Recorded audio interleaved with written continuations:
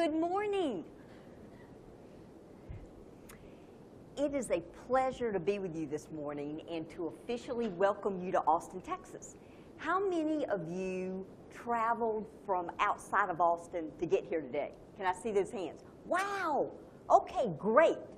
Well, I have the privilege, starting in this past January, to be the chairman of the Austin Convention and Visitors Bureau, serving a 2-year term.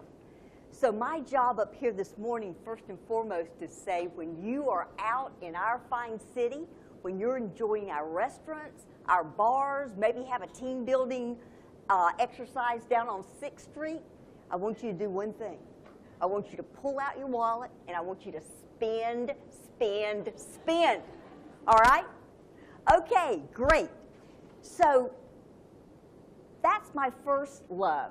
I've got another major passion and love, and that is talking to audiences and working with companies on building this thing called the customer experience. I grew up in a really small town on the border of North and South Carolina. My hometown is called Marshville, North Carolina. And when I was growing up there in the late 50s and the 60s, Marshville had 1,000 people. Today, Marshville has 1,000 people. Now, the fact that we chose asbestos as our growth industry probably had something to do with that. But we were just big enough that we had some very clear choices about how we spent our money. We had 2 mom-and-pop pharmacies, we had 2 mom-and-pop grocery stores, and we had 2 mom-and-pop hardware stores. And I remember, even as a kid, being very aware that one of these stores did decidedly more business than its counterpart. And that observation kind of put me on a lifetime journey of figuring out, how do you build relationships? As Dan said, how do you date? How do you marry? And then how do you stay married? Because that's what it's all about. Now today, based on CoEssential's SAMI survey project, I'm going to talk about customer experience and building the wow experience through the lens of surveying, because surveying can be a powerful tool in helping you figure out what you need to do to stay current with your customers and to keep them coming back and spending more and more with you. Now, we're going to have 3 parts of today's conversation. We're going to start with why, then we're going to talk about who's worth fighting for in regard to getting customers to come back, and then a little bit about shaping the path, what you can do as leaders in your organization to get everyone on the same team in regard to building a great customer experience. Has anyone ever gone on the internet and done and listened to some TED Talks? Anybody ever done that? I see some hands going up. Great. Okay. Well, one of the top-rated TED Talks is a guy named Simon Sinek, and he wrote a book called Start With Why. He surmised in studying companies that those that really did well didn't start with what, they didn't start with how, but instead they started with why. Why are we in this business? Why does this, what is it about this business that makes our hearts sing? What makes us want to come to work every day and do more and more in regard to making our products and services the best they can be? What's that why? Now, one of the best examples that I can think of is a guy by the name of Samuel Pierpont Langley. Anybody ever heard of Samuel Pierpont Langley? Okay, here's the story. Back in the late 1800s, the technology, and I say that with quotes, that everyone was kind of scoping out was flight, man-powered or putting themselves on a flying machine, if you will.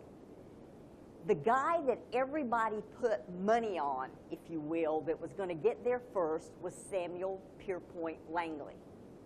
And that was probably a good bet, because Samuel Pierpont Langley was very well connected.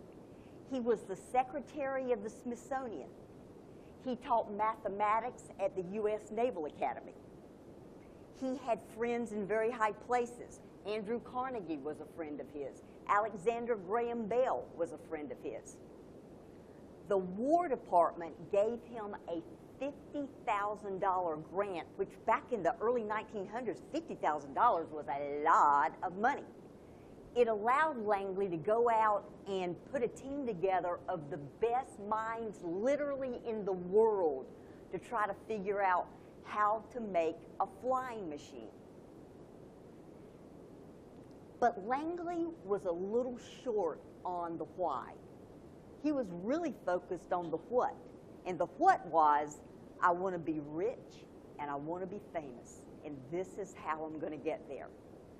Now, this contraption that you see on the right, that is how he chose to launch these testable flying machines. And they failed one after another.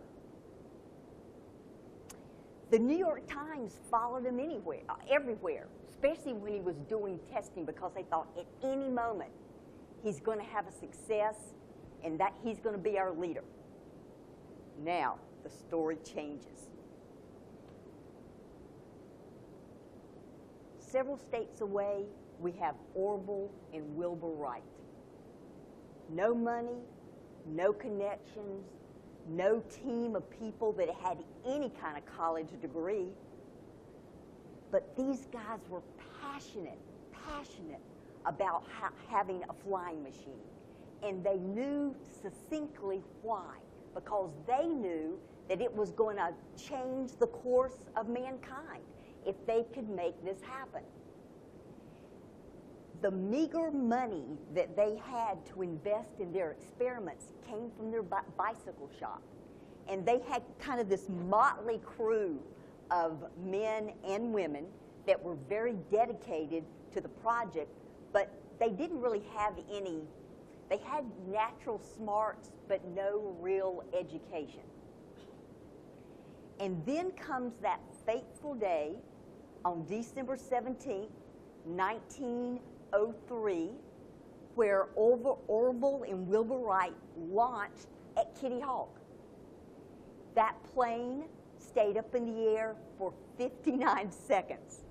It was 129 feet up in the air. And it went only as fast as a jog. But that was all it took for them to be first and to begin to do even more experimentation.